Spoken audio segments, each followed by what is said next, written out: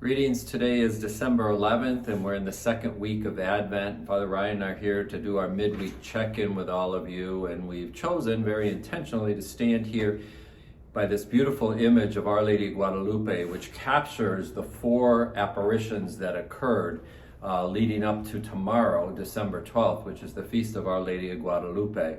And the very bottom one here shows the image of Juan Diego presenting to the bishop his tilma, which had been painted by the Blessed Mother through the gift of the roses. And that tilma today continues to be in Mexico City, in the great shrine of Our Lady of Guadalupe, and a beautiful place to visit. But one of the things that I really wanted to try to do over the next few years, because we're approaching the 500th year, is to have everybody develop a relationship with Our Lady of Guadalupe. Certainly we do with Our Lady of Fatima, Our Lady of Lourdes, being Polish, Our Lady of Częstochowa. But the unique thing is that Our Lady of Guadalupe appeared in the Americas to all the people. And that means North America, South America, Central America. And there's a sense of unity and bringing us together as a people. And she especially appeared to the indigenous people, Juan Diego, who had lived there. And it really helped them then to work with the people of Spain, and over 4 million people were converted at different times, and it led to even more. But her message was one that was very simple, and I think one that we need today. And I'm just going to read you a small part of that. But that message was really, let nothing else worry or disturb you. Juan Diego was worried about many things. And she said something so beautiful that I think is really what we want to remember. Am I not here, I who am your mother? That's a message that Mary's always here for us. Her gift is that she's going to draw us closer to her motherly love so she can share the love of her son with us. And that was true for Juan Diego. It's true for us as well. That's why we want to celebrate it with such fervor tomorrow. Absolutely.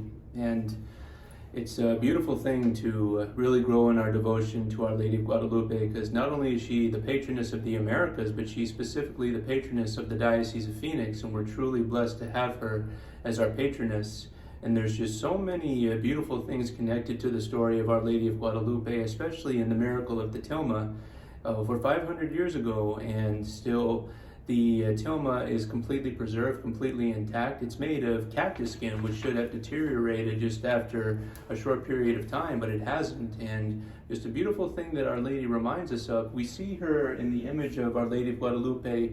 She appears to be standing in front of the sun. Not only did that fit the times where the indigenous people were worshiping false gods like the god of the sun, it's a reminder to us that as she came to bring them to the truth that is her Son, our Lord Jesus Christ, that it's a reminder to us that, especially in this season of Advent, as we are preparing to celebrate his coming, she's reminding us that as we do that, we should be detaching ourselves from the things of this world. And she, in her appearances, seemed to be leading the indigenous people away from old ways of practice and into a relationship with her son, as we are going to be doing as a reminder at Christmas when we are building our intimacy and our relationship with him.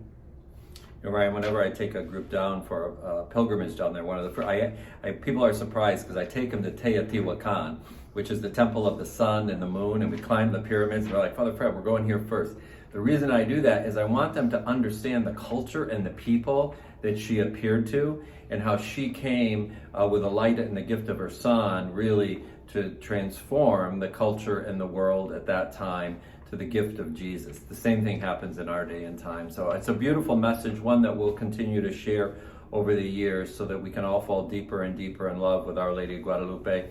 You know, it's again, remember, we're focusing on history, that she appeared in history almost 500 years ago, mystery, that our Blessed Mother can guide us today, and the majesty is how her son appears to us, comes to us certainly at the end of our life, but then at the end of time. So his majesty is something that we want to look to. I want to remind everybody that on Friday, the 13th, so Friday, December 13th at 7 p.m., we have an evening of music and prayer, which will be focused on the image of Our Lady of Guadalupe. And so we want to encourage people to come to that. If you have the Friday evening, make it free. It's a good night to just kind of sit for an hour, enjoy all our different choral groups and song and prayer, and to be together as a community. So again, that is this Friday at 7 p.m. So God bless you. I hope your Advent journey is one that's enriching you and your family. Please remember just to slow down a bit, though. It's a busy season, and I think God desires that we slow down a bit and just appreciate the beauty. So God bless, and we'll see you this Sunday. God bless everyone.